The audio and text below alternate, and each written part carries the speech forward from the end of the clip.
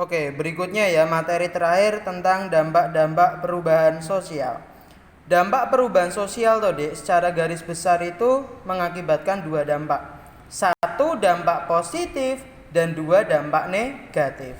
Dampak positif perubahan sosial apa, Pak? Satu, perkembangan iptek ya, ilmu pengetahuan dan teknologi. Misal, munculnya Gojek, munculnya Instagram, munculnya Grab dan lain sebagainya ya. Kan itu karena perkembangan iptek di masyarakat. Kemudian dua, terciptanya lapangan pekerjaan. Jelas ya, dengan adanya Gojek, dengan adanya Grab ya, Instagram, Google itu membuka lapangan pekerjaan baru yang dulu mungkin tidak kita bayangkan bahwa ada pekerjaan-pekerjaan yang bisa dilakukan secara virtual ya.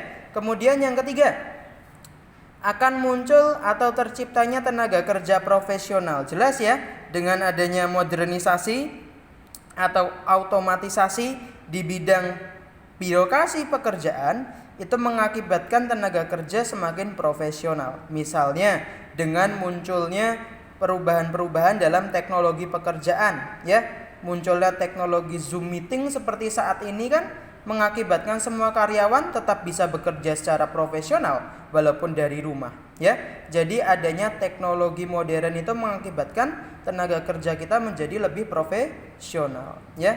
Dengan penemuan Zoom meeting misalnya ya, tanpa perlu ke kantor kita tetap bisa kerja secara profesional ya. Kemudian nomor 4, meningkatkan efektivitas dan efisiensi kerja. Iya, dengan penemuan robot-robot canggih di bidang industri mengakibatkan ya produktivitas di dalam perusahaan pabrik ya, misal membuat makanan kaleng itu kan efektivitasnya jauh lebih tinggi.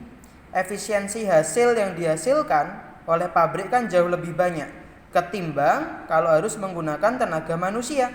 Tenaga robot dianggap jauh lebih efektif dan efisien ya. Jadi perubahan positifnya seperti itu. Tetapi perubahan sosial juga ada dampak negatifnya. Satu, mengakibatkan disintegrasi, konflik yang muncul di masyarakat ya. Adanya kondisi disintegrasi. Ingat ya, perubahan yang terjadi pada saat reformasi di Inggris ya, revolusi industri mengakibatkan konflik di masyarakat. Menjadi konflik karena apa? Perubahan dari dulunya pakai tenaga manusia diganti tenaga mesin, mengakibatkan disintegrasi, konflik di masyarakat. Masyarakatnya nggak bisa menerima penemuan baru, lalu berkonflik ya dengan orang yang memiliki pabrik atau kaum borjuis versus proletar ya. Kemudian dua, ada pergolakan daerah. Maksudnya gimana? Perubahan-perubahan yang terjadi di daerah perkotaan misalnya yang sangat signifikan mengakibatkan teman-teman kita yang ada di kawasan terpencil menjadi iri, menjadi kurang diperhatikan sepertinya, mengakibatkan mengalami pergolakan daerah. Karena apa? Kesenjangan yang terjadi akibat perubahan.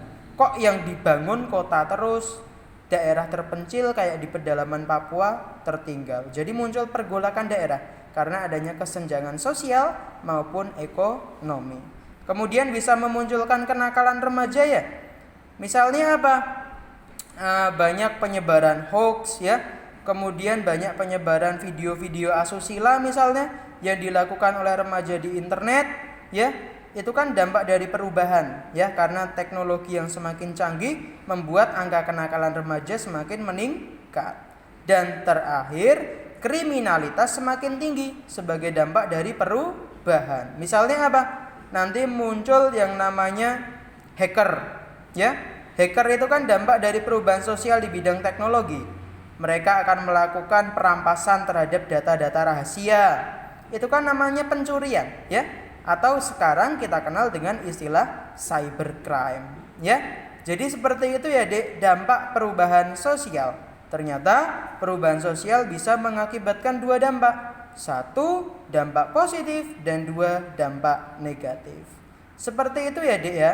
Hari ini kita sudah belajar satu terkait dengan faktor-faktor pendorong dan faktor-faktor penghambat perubahan sosial. Kemudian kita juga sudah belajar faktor intern dan ekstern perubahan sosial. dan kita juga sudah belajar proses-proses perubahan sosial dan diakhiri dengan dampak perubahan sosial. Oke, semoga hari ini ilmunya bermanfaat. Kita lanjut lagi di pemaparan materi-materi di pertemuan berikutnya. Terima kasih. Wabillahi taufik wal hidayah. Wassalamualaikum warahmatullahi wabarakatuh.